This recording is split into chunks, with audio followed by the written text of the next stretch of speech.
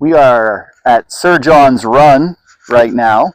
Company I, under Captain William Bonaker, we're stationed here at Sir John's Run to guard a single arch bridge, which is just on the other side of the hay rake that you see in front of us here. You can see the railroad embankment up there. The bridge is a lot different today than what it looked like when Captain Bonaker's men were here. It was a single arch bridge. There was also a depot with a water station, a wood house, sand house, cooper shop, and blacksmith's shop. As Colonel Campbell continued to place his companies, Adjutant Rose commented on the condition of the railroad and surrounding countryside.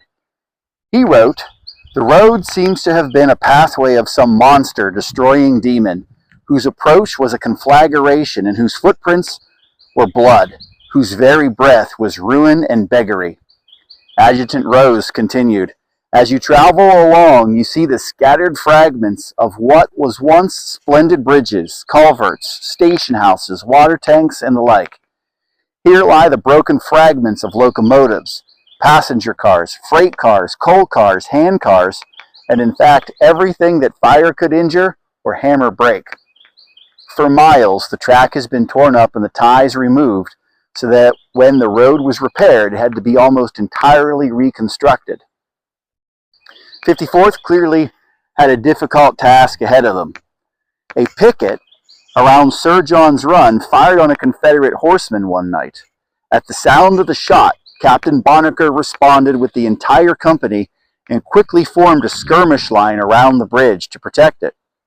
Outnumbered, the Confederates withdrew. Adjutant Rose remarked, "They will find that Captain Bonaker sleeps with one eye open and has command of a company that will give a good account of themselves if ever attacked." Later, in 1862, Brigadier General Benjamin Kelly asked Colonel Campbell to move the regimental headquarters here to Sir John's Run.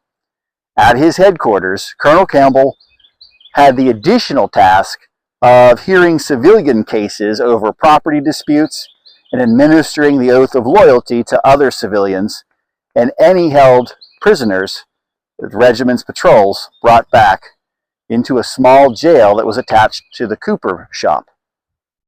Johnstown Tribune remarked, "Due to Colonel Campbell's decisions, many families were able to live in comparative comfort who otherwise would have been reduced to various suffering, perhaps to actual starvation.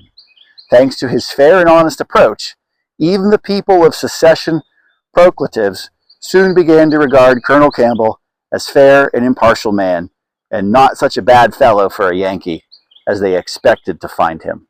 Thank you for watching this episode of In the Footsteps of the 54th.